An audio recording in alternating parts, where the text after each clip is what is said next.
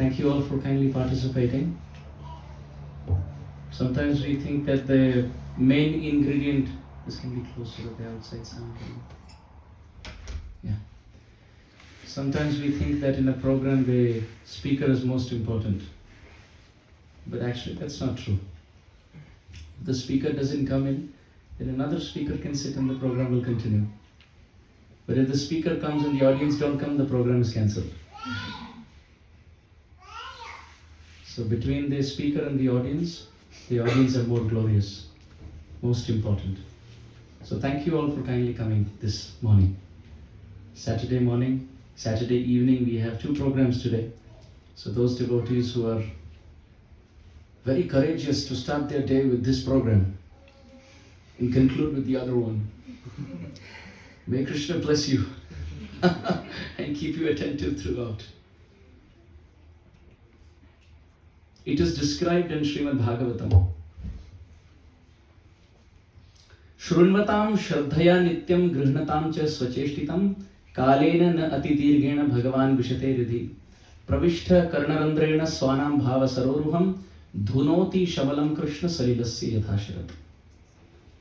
Srimad Bhagavatam describes that when someone hears about God, when we hear Ram Katha, Krishna Katha, about Narasimha, Vishnu, Narayana, ityadi, when we hear about Krishna, when we hear about Sri Ram, when we hear about Mahavishnu, then this Katha, it may seem to be a discussion, it may seem to be a talk with some words in it, but it has the power to enter ear of the listener and go straight into the lotus of the heart and clean all the darkness away.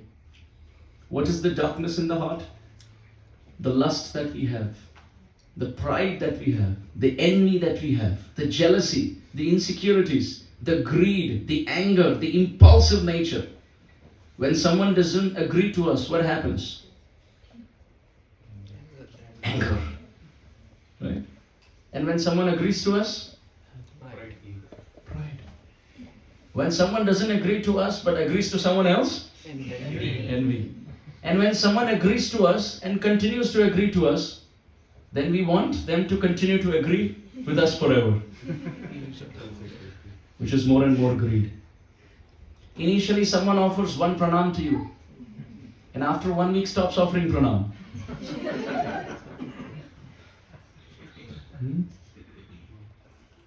All this is considered to be darkness. All this is considered to be the reasons why we are unhappy in this world. Someone who is humble, someone who is always respecting others, someone who doesn't want anything from anyone, is selfless.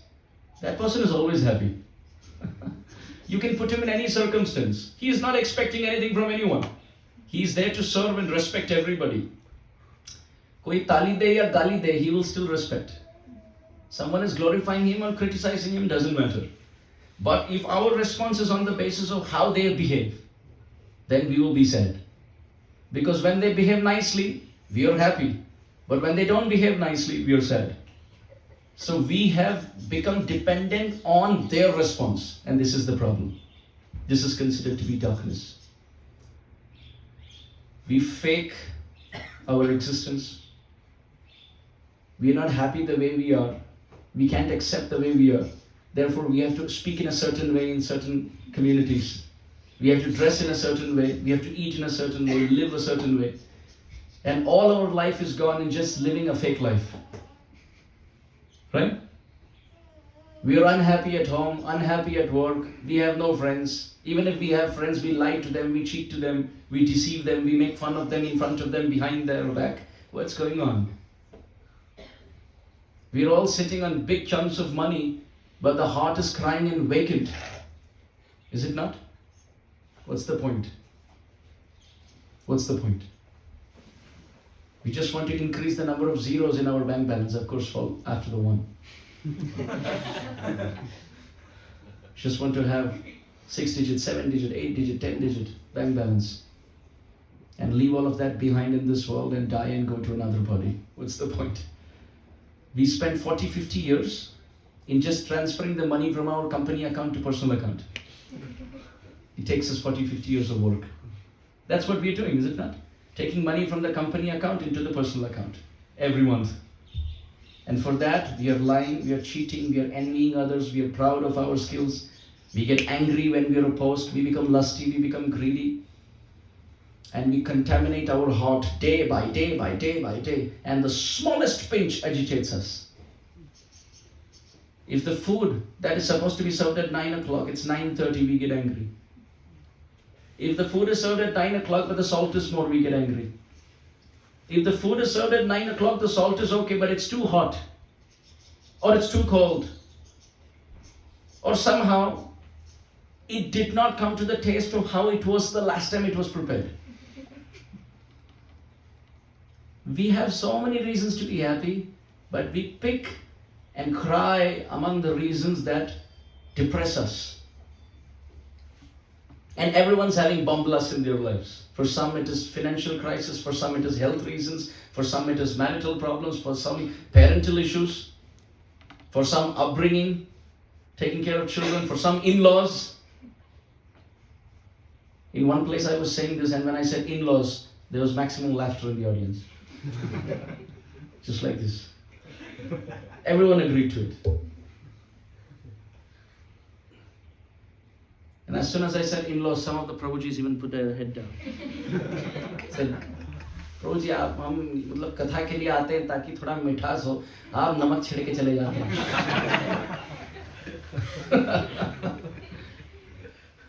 So what is the solution? What is the solution? Material life means solving problem after problem. Health problem, solve that. Then financial problem, then solve that. Right? Marital problem, then solve that. By then, this is again spoiled. So then again go there and try solving that. This is how material world works. But spiritual world doesn't work like that. Spiritual world says you can't control what's happening to you. But what you can control is your response. And that is constant irrespective of whether it's health, or whether it's finance, or whether it's marital problem, or whatever it is. Spiritual life doesn't talk about watering the leaves. It talks about watering the root. छोटे छोटे बात पर हम solve नहीं करना चाहते हैं. हम हमारी मनोवृत्ति बदलना चाहते हैं. We want to change our perspective completely. If perspective changes, wherever you are successful. Classic example. In the Mahabharata, you have two personalities. Everybody knows these two personalities. One is Duryodhan, the other is Yudhishthir Maharaj. Have you all heard of these two names? Yes. Duryodhan and Yudhishthir. In one of the talks, one person asked me, ऐसा कौन सा बाप होगा जो अपने बच्चे को दुर्योधन नाम देगा? Who is that father who can name his son Duryodhan? And then as I was about to respond to it, he said, I have a follow-up question. Duryodhan ही नहीं, दूसरे बच्चे का नाम दुशासन भी रख दिया. Not just Duryodhan, he named his second son Dushasan as well. Which father will name his son? आज से आपका नाम है दुर्योधन, आपका नाम है Dushasan. We have to understand in Sanskrit, words have many meanings. So Duryodhan actually means, Du means negative energy, negative opponent. And Yodhana means Yuddha, to fight. So Duryodhan is a name where the expectation is, may my child in the future fight all the negative forces. But then what did he do? He became the negative influence who's fighting everyone else. You see? Same with Dushasan. Shasanam means to discipline, and Du means negativity. So may my son discipline the negative. But then he became negatively disciplined, which means no discipline. So two personalities in the Mahabharata. One is Duryodhan, the other is not Dushasan, Duryodhan. Duryodhan and Yudhishthir Maharaj. Two personalities. Let's do this again. Who are the two names? Duryodhan and Yudhishthir Maharaj. You can see, you can contrast their lives. On one hand you have Duryodhan, the other hand you have Yudhishthir. Duryodhan had everything that we are aspiring for. नौकरी क्यों करते हैं? पैसे के लिए. पैसा क्यों चाहिए? ऐश और आराम. क्यों? ताकि आनंद की अनुभूति. Why do you want to work? So that you make lots of money. Why you want to make money? Because you can live comfortably. Why do you want to live comfortably? So that we can be happy, right? Duryodhan had all of this. Thousands and thousands of clothes, thousands and thousands of servants. He's sitting on the mountain of good fortune and wealth and property and inheritance. Millions and millions of followers. उसको कोई Facebook या Instagram account बनाने की आवश्यकता नहीं थी. He has following like this. People bow down wherever Duryodhan walks because they're all his subjects. Food, first class, every day different cook. Perfect. When he was walking, people even held umbrella over his head. He had a crown. Sat on a big royal throne. On the other hand, you can see Yudhishthir. He had nothing. Think about his life. No home. Sent into the forest for 12 years. 13th year incognito. 12 years you can be seen, no problem. 13th year you should not even be spotted. For a Kshatriya to not be able to rule in itself is dishonor. Now to be sent into the forest and live like an animal, and that too now incognito. Agyatwas. 1 saal. Dikhe nahi. Koi pakad na paye aapko. And not just that. His wife is disrobed in mid-assembly. Children are all slaughtered by Ashwatthama while they're sleeping. His mother Kunti suffered so much. All the brothers are suffering. No food, eating roots and fruits and berries in the forest. Making their own grass hut, thatched roof, and living simple clothes. Who wants to live a life like Yudhishthir? None of us. But between the two, if we ask everyone who's the good person and who was the bad person, what would you say? Yudhishthir was the good person and Duryodhan was the bad example. Why? सब कुछ तो ठीक है. Because of his character. Because of his character. Now, how do you define that character? Very simple, dear devotees. Yudhishthir Maharaj and Duryodhan had all external differences that we counted.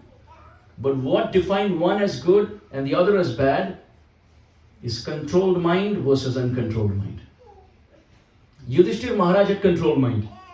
In all circumstances, his mindset, his consciousness was first class. Always depending on Krishna for everything. You can see in the Mahabharata, how many times did Duryodhan try to kill Yudhishthir Maharaj? How many times? Too many. Poisoning Bhimsen, throwing them into water, setting the Lakh palace to fire. What else? Exile and other things that we mentioned. Disrobing their wife, slaughtering their children, fighting them in battle. Constantly Duryodhan's mind is agitated. How about Yudhishthir Maharaj? How many times did he try to kill Duryodhan in the pages of Mahabharata? Not once. Not once. Why? Because his mind was so much under control. Anyone whose mind is under their control, they can be put in any corner of the world, in any circumstance in life, and they're still happy. On the other hand, if the mind is uncontrolled, you can be made as the king of the universe like Duryodhan, and you will make heaven into hell. Does everyone agree to this? Yes. No? Yes. We all agree to this? Yes. If someone has $10 million, it's wonderful, but if his mind is not under control, what's the point? On the other hand, if someone has their mind under control, even if they have, let's say, $10,000 to start with, they can expand it, and they can be happy in whatever circumstance of life. So material life and spiritual life differ in this way, that material solutions are superficial. They try to solve the problem bit by bit. And spiritual solution says your problems are rising because of uncontrolled mind. So we will give you therapy by which you can solve the frivolous nature of the mind. And if that is solved, external things can be fixed later. Is this clear? So Srimad Bhagavatam describes, by hearing about Krishna,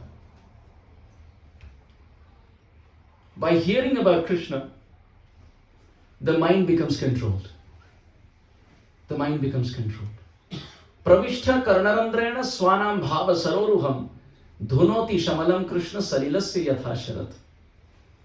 It is described just like if you have a cup of muddy water, dirty water, गंदगी है उसमें, ठीक है? कीचड़ का पानी है आपके पास, चलिए एक छोटे मग में या ग्लास में. You have dirty water collected in a cup. How do you purify it?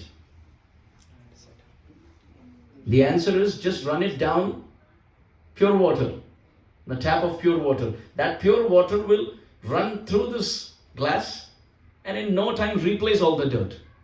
All the dirty things will go out and the glass will be pure. This is exactly what Hari Katha is supposed to do. Our heart is filled with contamination. Outside motivational talks, all the speech, they will tell you, throw the mud out. They will tell you, ये negativity को बाहर निकालो. हम सुनते हैं, वाह वाह करते हैं, पर कैसे निकालना कोई नहीं सिखाता. It is like someone shouting at the other person, make samosas. अरे समोसा बनाओ, ठीक से बनाओ. अरे कैसे बनाना है कोई सिखाया नहीं, कैसे नहीं बनाओ. This is what outside motivational talkers do. Be a good person. Don't be negative. Arre. How to be a good person? How not to be negative?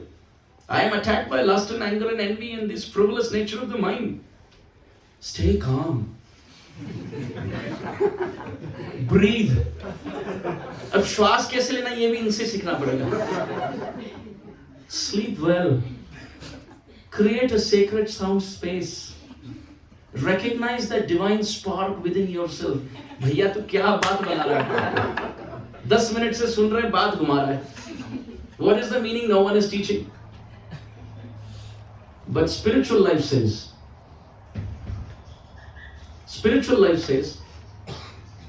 that the cup of our heart is filled with dirt. And the best way to clean it is not to throw the mud out. Don't worry about it. Just make sure the cup of your heart is kept under the running tap of pure water, which is Krishna Katha. The more and more Krishna Katha you keep hearing, you don't have to worry about throwing the mud out. That replacement of the mud, the Krishna Katha will do. आपको बस ये करना है कि कृष्ण कथा में बैठना है और ध्यान पूर्वक सुनना है. You simply have to be attentive in the assembly of Krishna Katha and hear to the sound vibration carefully. Every other sound vibration that we listen to, whether it's politics, whether it's sports, whether it's gossip, whatever it is, talks of this world, that just ends up adding more dirt into the cup of our heart. हम क्या करते हैं? मनोरंजन के नाम पर TV देखते हैं और उससे ज्यादा धूल लगता है. The cup of our heart is anyway dirty. Now, because of that dirt, we are sad. Now, to be happy, we watch TV, and that is throwing more mud into the heart. And the illusion is we are feeling nice. Is everyone understanding? Yes. This is what is happening. I am feeling sad because of the dirt in the heart. Now, to feel happy, I watch a movie. Now, the impressions in that movie, whether it's violence, whether it's suspense, whatever the emotions are, they are leaving a samskar or impression in the pot of my heart. And as a result, what is happening? The pot is getting dirtier and dirtier. The pot of the heart is getting more and more dirty. So therefore, our Srimad Bhagavatam describes Pravishtha Karanarandrena Swanam Bhava Saroruham Dhunoti Shamalam Krishna Salilasya Yathasharat. Just like muddy pools, when the rainwater replaces all the water in the pond, the dirt is gone and the fresh water fills up the pond. Similarly, the pond of our heart, which is filled with the mud of lust, anger, greed, when we hear Krishna Katha from both sides, left and right, it's entering the pot of our heart and all the dirt gets replaced. This is the science of Krishna Katha. As a result of which, the mind becomes controlled. The mind becomes purified. Your responses will be much better. Responses will be much better. You can see for yourself. Anyone who starts hearing Krishna Katha, you can see automatically your mind starts becoming attracted to Krishna. And as a result, any circumstance that comes in your life, now you will start seeing it positively. My teacher, my Guru Maharaj would give an example. This is very distracting. दूसरा रास्ता है क्या? Close that door. मतलब लाजिए जल्दी से आइए. We just have to put a sign and just go backward.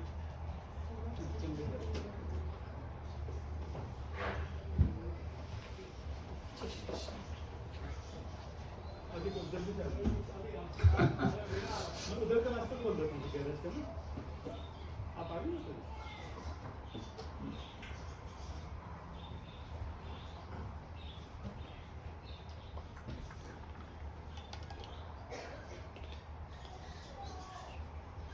उनके पीछे का रास्ता, गैरेज का रास्ता खोल दीजिए please.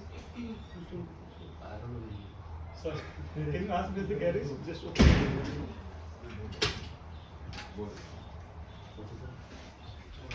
And maybe you can come a little closer so devotees can sit behind. You come closer.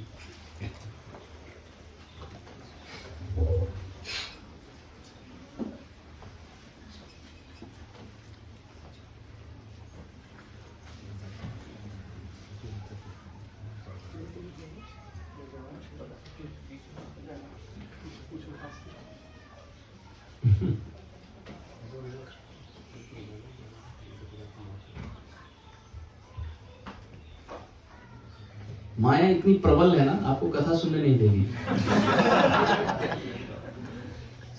Phone बजेगा, गाड़ी का आवाज आएगा, 4 दरवाजे खुलने लगेंगे, आसपास बात चलने लगेगी, बच्चे तभी रोएंगे, है ना. बात याद आएगी आपको, और कुछ ना हो तो नींद आ जाएगी, भूख लगेगी. You can see this for yourself. When you're on Facebook, nothing distracts you. उसको क्या बोलते हैं? वो ऐसे चलता रहता है उसको. हाँ? Shorts. वो YouTube में, Instagram में होता है, YouTube में होता है, दोनों में होता है. तो घंटे निकल जाते हैं ये करने में. प्रभुपाद जी ने कहा जप करते समय एक उंगली बाहर करो. हमने उसी उंगली का सदुपयोग करना प्रारंभ किया. भैया 4 उंगली तो नाम जपने में है, 1 उंगली बाहर हो गई. अब 1 उंगली में इतनी माया अंदर लाएंगे कि 4 उंगली बाहर नहीं कर पाएंगे उसको. घंटे लगाएंगे. अब विचित्र माया है, अद्भुत माया. हिंदी में जो रस है ना, अंग्रेजी में ना बुद्धि बोलती है, हिंदी में छाती बोलने लगती है. So Monday in class we can do in Hindi. ठीक. अब वाणी थोड़ा संयम करके हम अंग्रेजी में लाते हैं. मिक्स करना है. अच्छा. Hindi.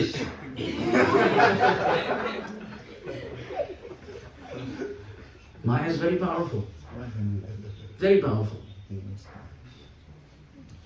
When Kumbhakarna was killed, Kumbhakarna is the epitome of sleep. When Kumbhakarna died, Nidra Devi had a big problem. She came to Sri Ram. बोले आपके तो हजारों भक्त हैं, मेरी एक थे. एक भक्त को आपने मार दिया. बाकी लोग तो उपासना में लगे हैं 6-8 घंटे, मतलब इनकी तरह तो नहीं. ये तो 6-6 महीने में लग गई समाधि बस कुंभकर्ण की. Nidra Devi came to Sri Ram and she said, Nidra Devi is the goddess of sleep. But you have so many devotees, I had one, you killed him. Where should I go now? Sri Ramchandra said, don't worry, whenever my katha is spoken, you can initiate the audience. दीक्षा दे दो सबको. आसपास देखो, कुंभकर्ण के मिल जाएंगे आपको आज भी. प्रबल माया है. Maya is very powerful. So this is the power of hearing about Krishna. It transforms the person. It brings in an internal change of personality. The example given is, sometimes people ask this question. So by hearing Krishna Katha, will problems disappear? Will problems not come? And my Guru Maharaj would give an example. Problems will come, but you will not see them as problems anymore. And the example he would give is that when you're walking on the street, you find the skyscrapers to be so tall. But as soon as you get onto an aircraft and you fly high in the sky, those same skyscrapers look like small matchboxes. What does that mean? When the consciousness is low class, even one building looks like a tall skyscraper. Every problem looks big. And when one sits on the airplane of bhakti and the consciousness goes very high, then those same skyscraper-like problems look like matchboxes. They don't even matter anymore. This is the point. Material life tries to solve the problem. Spiritual life says, pare ho jao. Jump beyond it. Let the problems pass under. Don't even see them as problems. Another example given is that of rain. When it rains, how many of us can stop the rain? बारिश हो रही है, चलो रोक के दिखाओ. ठाकुर रोक नहीं पाए, वो तो गिरिराज धारण किए. Krishna also, he didn't stop the rain. He lifted Giriraj. How many of us can stop the rain when it rains? We cannot. But how can we stop ourselves from getting wet? Umbrella. So similarly it is described. Hearing Bhagavad Gita, hearing Bhagavatam, they are like the umbrella. The rain of problems will come on everyone. तुम भक्त हो, अभक्त हो, आस्तिक हो, नास्तिक हो, सब पर बारिश होगी. किसकी बारिश? दुख की बारिश. Everybody. There's no exception. You can be Prahlad and you'll be tossed into fire. You can be Dhruva and you'll be sent into the forest. You'll be Pandav and you'll be exiled. Any devotee for that. There is no exception. The rain of problems will continue. But bhakti means the umbrella of Harikatha protects us from getting wet by that problem. Problems will be there, but we will not be wet by the rain of those problems. That's what that matters. Bhakti doesn't say we will stop the problems. Bhakti will say problems will come, but you will not be touched by it. You will not see them as problems. Gajendra had problems, Dhruva had problems, Prahlad had problems, Mirabai had problems, Surdas ji had problems, Tulsidas ji had problems, every devotee had problems, Narsi Mehta had problems. Dakshin Bharat ho, Uttar Bharatiya, Purva, Paschim, any direction you see from across any part of the world, Lord Jesus Christ, anybody, no exception. But they don't see the problems as problems like we do. The smallest pinch and we get agitated. We blaspheme, we criticize, we complain, we justify, we backstab, and it agitates and pollutes our mind because consciousness is low class. So the smallest thing we make a big mountain out of it. But those who are pure by hearing Krishna Katha and performing bhakti, they don't see it as problems. They see it as opportunities to remember Krishna. Look at this example. If there is a street full of thorns, full of stones, can you sit and remove all those thorns and all those stones? It's almost impossible.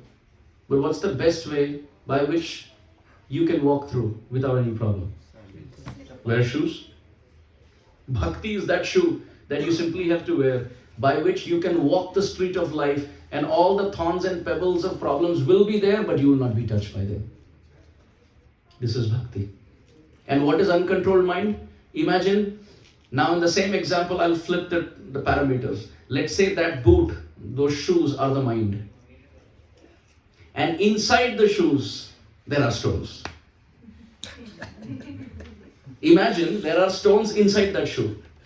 Even if there are no stones outside, you're walking with those shoes, wherever you go, you're going to cry. Why? Because of the stones, not outside, but inside the shoe. Duryodhan represents having a mind which is like a shoe with problems inside. Kahin bhi le jao, wo complain karega. Have you seen people like that? They are blessed with everything, but they will still complain. Bichare, they have the kankat, they have the stones inside the shoe of their mind. Wherever they go, they're walking with it and it pricks them. One time a man went to a doctor. He was an ophthalmologist, eye specialist. He went to him. And he said, whenever I drink milk, my eye hurts. I said, Achha. What else? Whenever I drink coffee, my eye hurts. Oh, what else? Whenever I drink tea, my eye hurts. Okay. Whenever I drink fruit juice, also my eye hurts. The doctor said, remove the spoon. Glass में spoon लगा के P लेगा तो लगेगा ही. आंख में कोई problem नहीं है, ग्लास में स्पून है, स्पून लगा के ऐसे पिएगा तो लगेगा ही. पहले जाके स्पून निकालो, then come to it. So this is our life. We are complaining, eye is hurting, and we give blame to everyone. He did this, she did this, they did this. But we don't understand the cup of our mind has the spoon of contamination. It's uncontrolled. That is the root problem. That is the root problem. And Bhakti teaches us how to uproot that by hearing Krishna Katha. Your mind can make heaven into hell if it is uncontrolled. Another classic example is Ravana. What is that thing that Ravana did not have?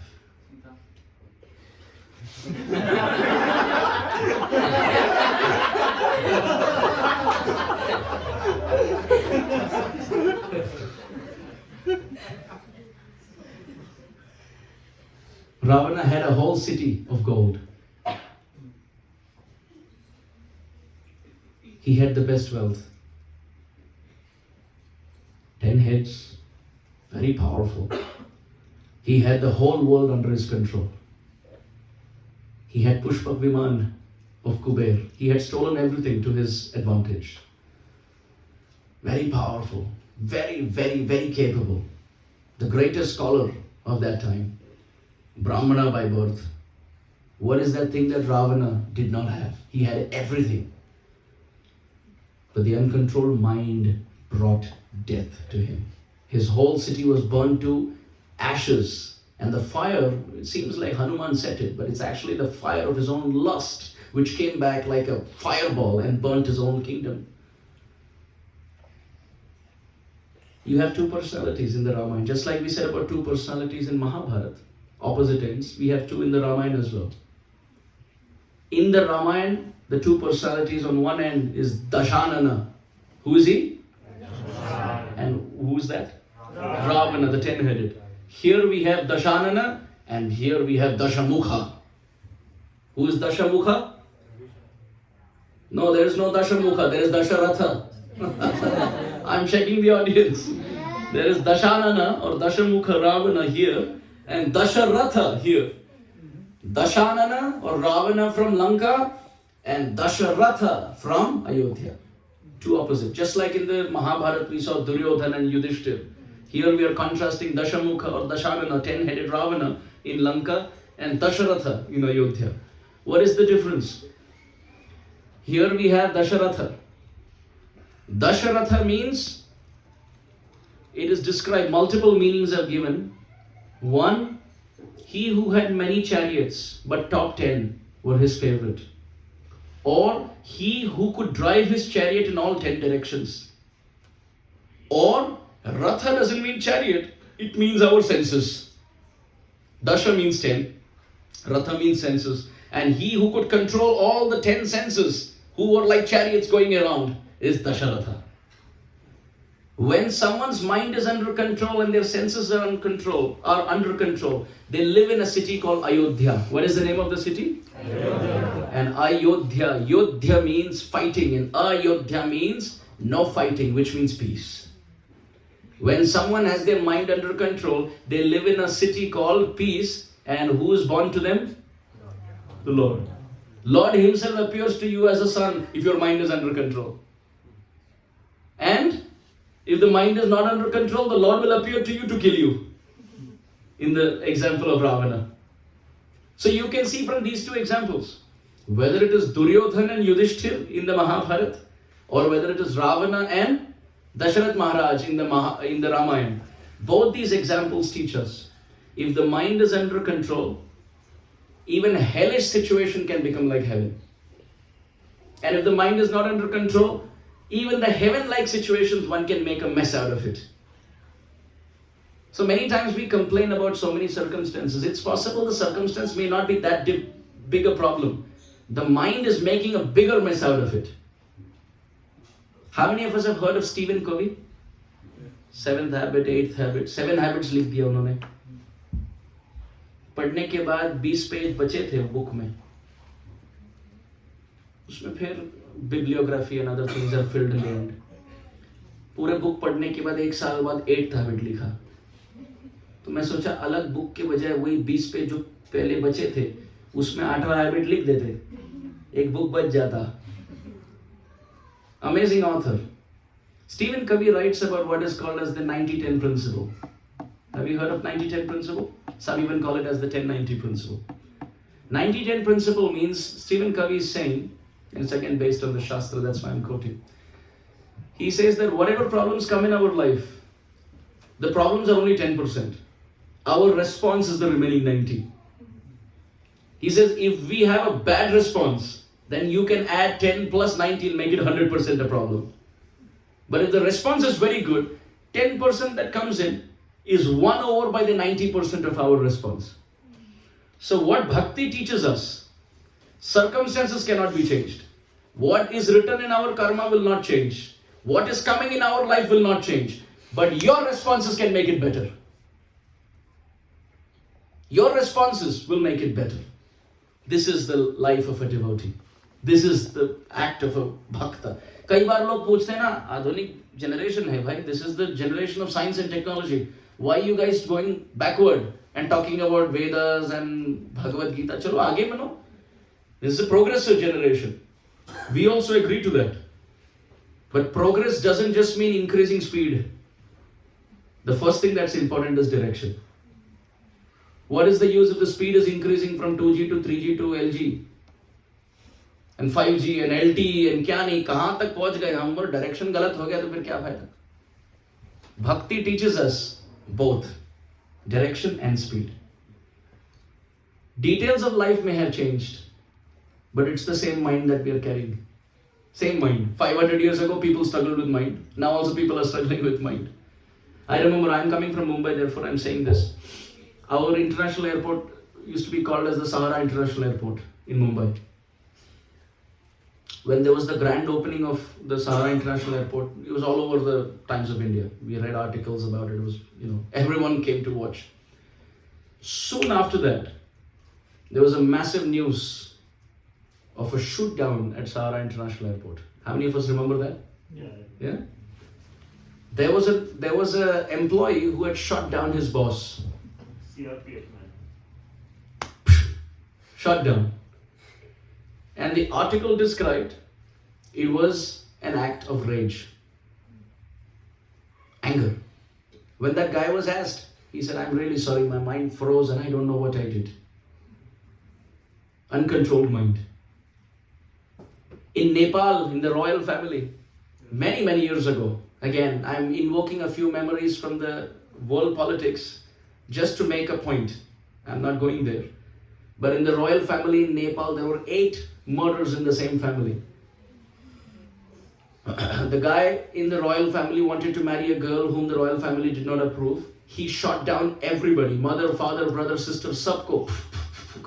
And his point was, if everybody dies, there's nobody to approve or disapprove. What do you think this is? Insanity, craziness. Why do people take guns and go around gun violence in schools and killing down children?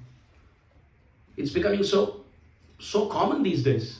People are going with guns in their cars. Uncontrolled mind. I was reading an article that one woman who had freshly become a mother, given birth to a child, she had just become a mother. She was breastfeeding her child and the child died. And the article said that she had a fight with her husband, and because of which the mind was so agitated, there was so much anger in the body, that the milk that came out of her breast into the mouth of the child was toxic and it killed the child. I'm not making it up. I can give you articles for every single thing that I'm telling you. Uncontrolled mind is a big problem. It has always been the biggest problem man has ever faced. Biggest problem. In a generation of missiles, nuclear weapons, think about it. We are living in such a precarious situation. Think about the Ukraine and the Russian situation. People were being bombed, killed, jumping, fire, death all over the place. The world was watching. If they step in, there would have been a World War III.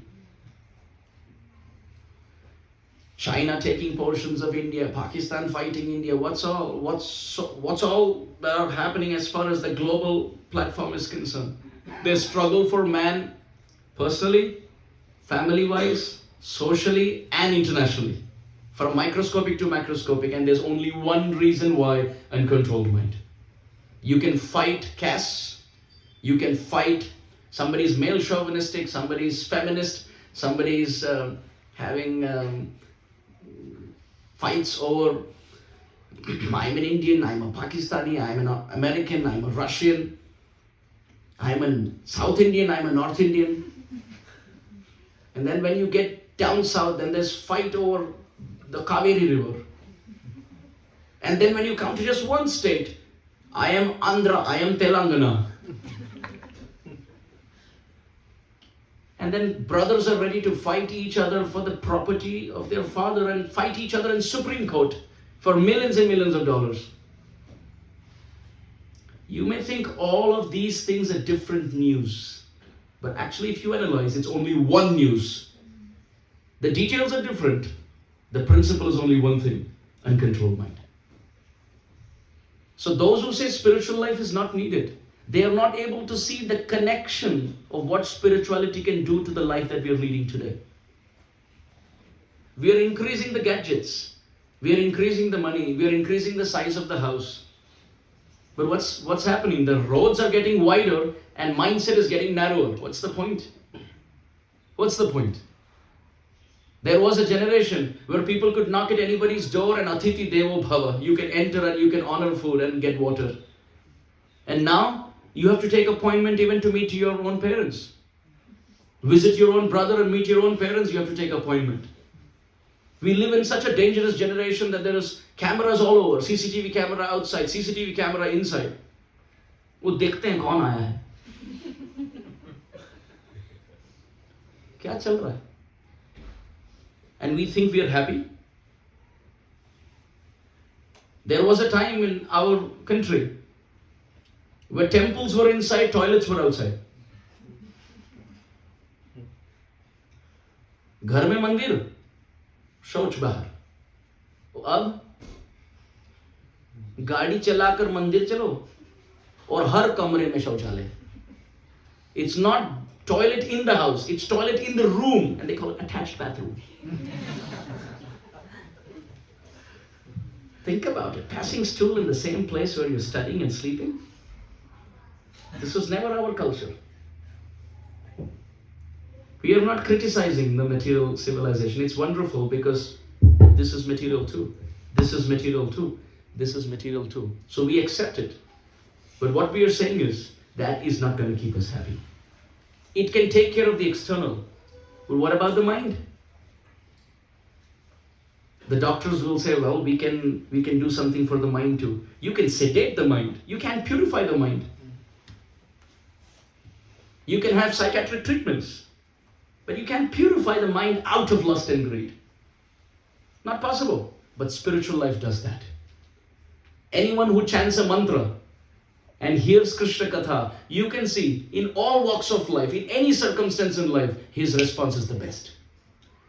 This is why every person needs spirituality. Every person. Because the internal mind, which is the main game player, is purified by spiritual life. सोचिए hardware अच्छा है, software corrupt है तो क्या फायदा? You have a computer, hardware is fantastic, under software is corrupted, what's the point? So externally we are very handsome and stout and healthy and rich, but inside the software is corrupt, what's the point? Now you may say, well, not everybody is corrupt inside. Well, everybody is to some extent or the other. And you can see that in the fights. The nasty, ugly dirtiness inside comes out. In responses, in throwing things, in speaking things, and then apologizing and saying, I'm sorry. But where did all that come from? If it's not you, where did it come from? You squeeze a mango, what comes out, dear devotees? When you squeeze a mango, what comes out? Orange juice? What comes out? Apple? You squeeze a mango, mango juice comes out. You don't squeeze a mango, keep it on the table. बड़ा मीठा लगता है. The mango is sitting. Orange. Don't squeeze it. Keep it on the table. Looks very cute and stout and sweet. But when you squeeze the mango, you squeeze the orange, what comes out? Not any juice. What is inside is what comes out. What is inside is what comes out. We are all like juices. We are all like fruits actually. And life is the one that squeezes the fruits of our existence. When everything is going good, we talk, I'm so grateful. Thank you so much. You mean so much to me. And then you don't perform according to the company, you're fired without any prior notice. All your stuff were packed and kept on the table. You even have the security to escort you out. Ab kahan chala gaya? I'm very grateful. Kahan chala gaya ye sab? Till the time you are good to me, I'm very grateful. The day you don't perform, out. It's like Kaliya basically. Dasham Skand Bhagavad में कालिया की कथा बहुत प्रसिद्ध है. The story of Kaliya. We may think it's a story from the past. No, it's the story from the present. Till the time Krishna did not jump into Kaliya's water, Kaliya was fine. As soon as Krishna jumped, the hoods came out. That's the generation we lead. We live in a generation like that. Till the time you are doing things according to me, I have no problem. As soon as you jump into the pond of my life, my hoods will come out. This is what happens. We are all like fruits and life squeezes us. If you're mango, response will be mango. If we're orange, response will be orange. When everything is going good, we talk so nicely. बड़ा अच्छा लगा आप सब आए.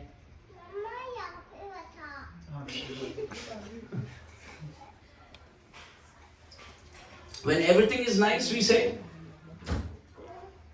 ये अच्छा है, वो अच्छा है, आप बड़े अच्छे हो, बड़े मीठे हो. And when we are squeezed, what we are made up of inside is what comes out. What comes out? Anger. What comes out? Envy. What comes out? Fiery speech. बिना सोचे समझे बक देते हैं. नहीं करते? मैं तो करता हूं.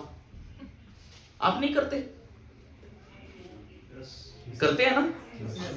चलो मेरे जैसे कम से कम एक तो है. देवी देवताओं की सभा में जय हो.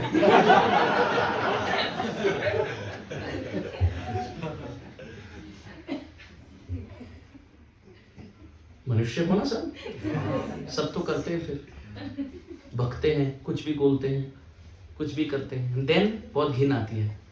Then we feel very embarrassed. अरे माला जपते हो और ऐसे व्यवहार करते हो. रंग चढ़ा नहीं अब तक. Those who hear Krishna Katha and chant Krishna's names and follow spiritual life, you can see, irrespective of whatever fruit they may be, when they are squeezed, only mango juice comes out. Think of a tree. Chhaya manyasya kurvanti, tishtanti swayam atape, phalani cha pararthaya vrikshaha satpurushaha iva. The Subhashita describes, look at how much the tree tolerates. It stands under the heat. It tolerates the winter. It tolerates the snow. It tolerates the rain. It tolerates the wind. And gives shade, gives wood, mainly gives oxygen. वृक्ष क्या देते हैं हम सब गिन लेते हैं, पर ऑक्सीजन भूल जाते हैं, है ना? Because they only give oxygen. If the trees gave Wi-Fi, internet, I'm not joking, there would have been 3 trees here. हर कमरे में एक वृक्ष लगाओ. But unfortunately they don't give internet, they only give oxygen. Very sad. Sometimes sarcasm can be very handy. I use a lot of them in the class. But not everybody understands.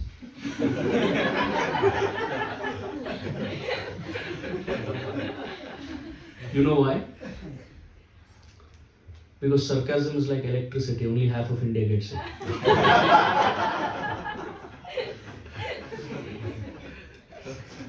Only half of India gets it. So look at the trees. They give so much. They give fruits, they give leaves, they give flowers. They also give their place so that nests can be formed for so many birds. और उसमें एक bird है जिसका नाम है woodpecker, रहता है वृक्ष में और उसी वृक्ष को तोड़ता है.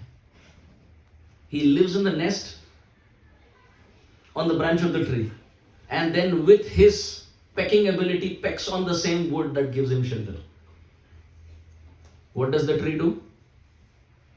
Continues to shelter the woodpecker.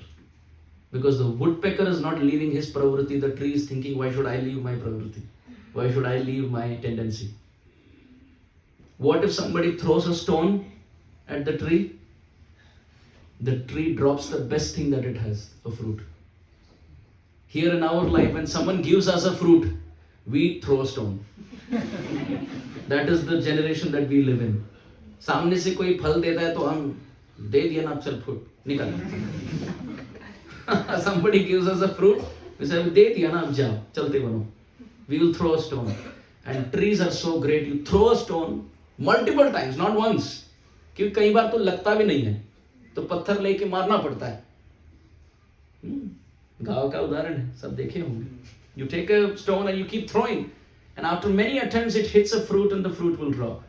What does the tree teach us? The tree teaches us a great soul is like this. Irrespective of how many insults and how many blasphemy and how many stone throw pelting that he has to face in his life, in response, he doesn't write a Facebook post against them. He doesn't complain, criticize or blame. He drops his best fruit ever. That is compassion. Spiritual life means our goal is to become like the trees. That doesn't mean we tolerate anything and everything. That's not the thing.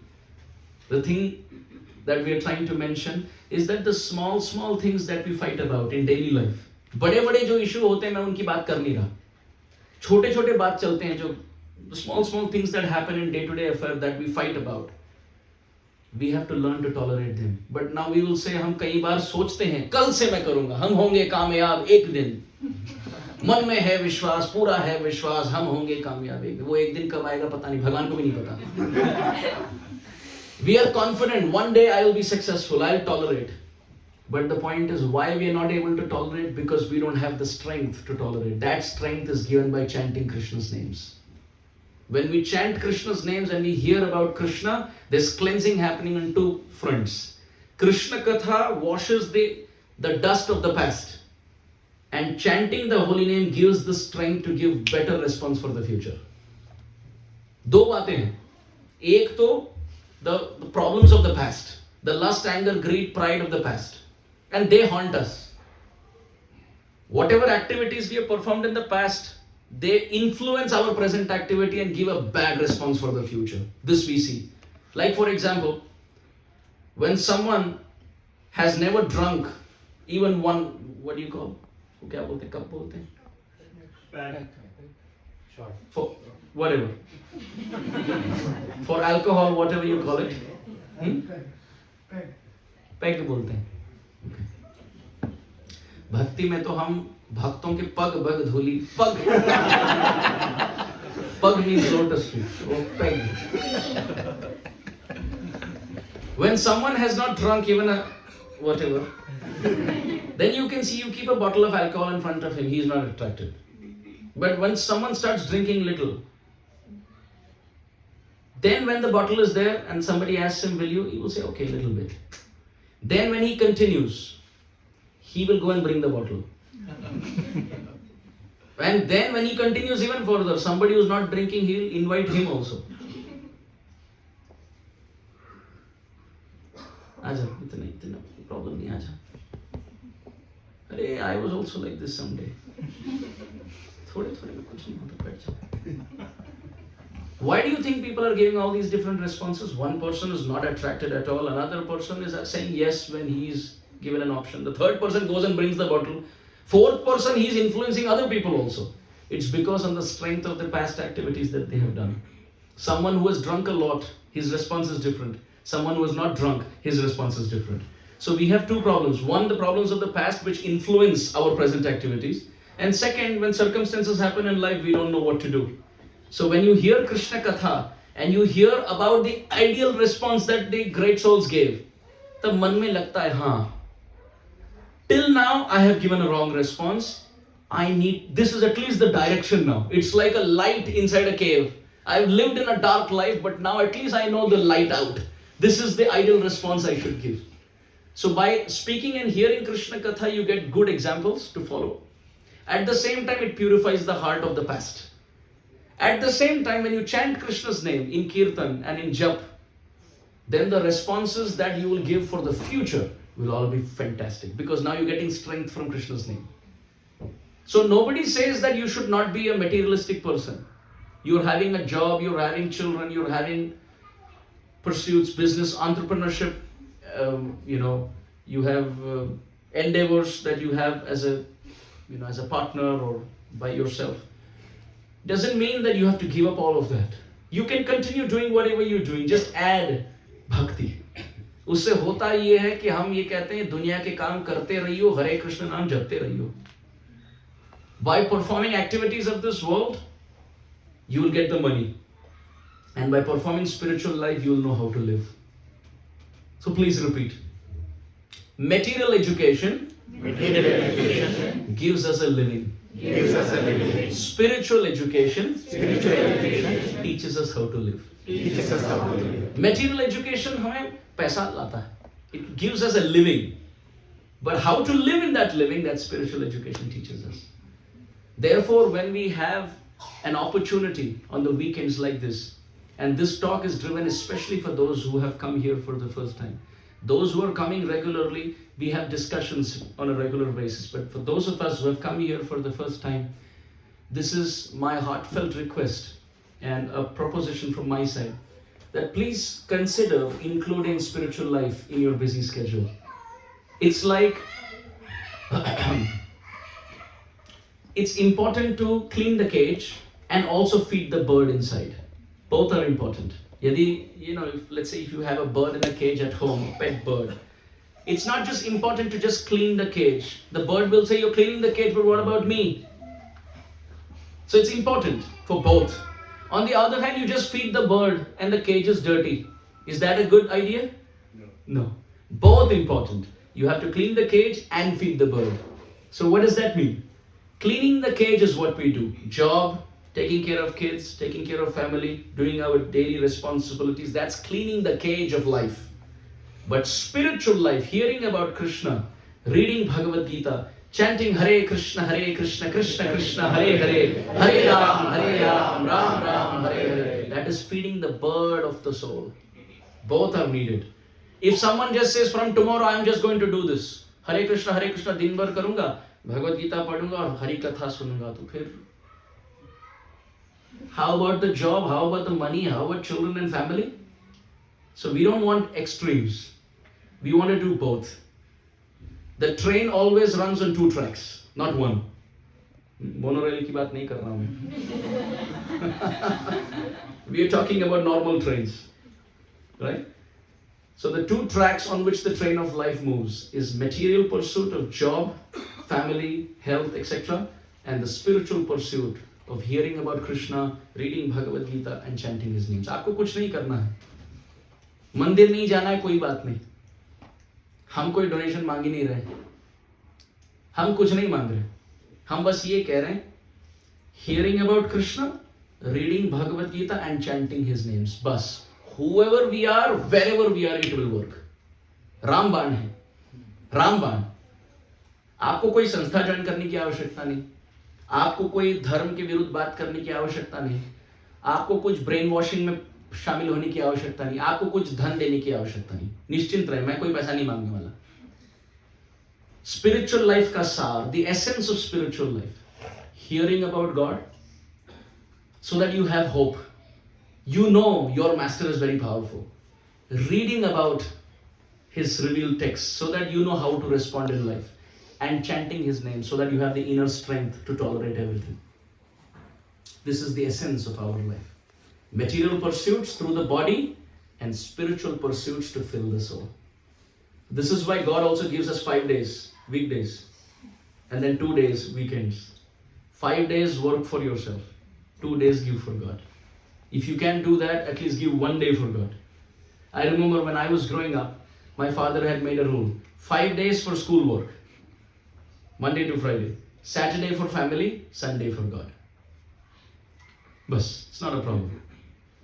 अगर वो भी नहीं कर सकते, दिन में 10 minute निकालना है बस. 23 hours, 50 minutes for yourself. 10 minutes to fine-tune the intelligence, to purify the mind. That mind with which we're thinking all day, don't you think it'll get blunt with time? अगर पेंसिल हो सकता है तो mind की बात क्या? You keep writing with a pencil, the pencil becomes blunt. Again and again you have to sharpen. This sharpening that you do is spiritual life. The writing that you do is material life. This is the point. We are all children of God. And therefore we all owe a debt to Him for the breath that we breathe. Imagine if I take a pen and I sign on a piece of paper, whose signature is that? If I take a pen and on a piece of paper I give a signature, whose signature is that? Yes. Mine. Is it the pen's? No. Is it the paper's? No. It's mine, right? The pen is the father. The paper is the mother. The signature is the child.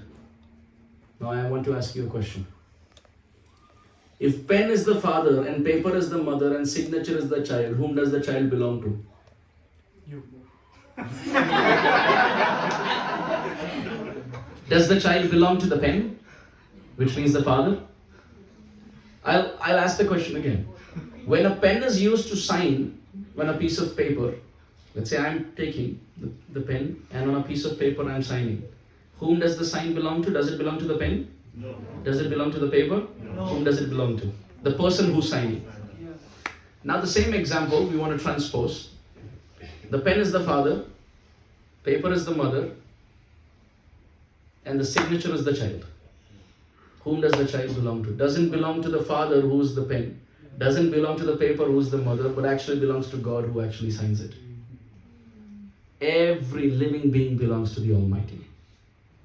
This is why parents can do their best, but ultimately after a point when they leave their body and they go, the child continues to survive on the power of somebody else's protection. And even before the parents saw the child, when the child was in the womb, there was somebody already protecting at that time. We are all children of God. We are not human beings.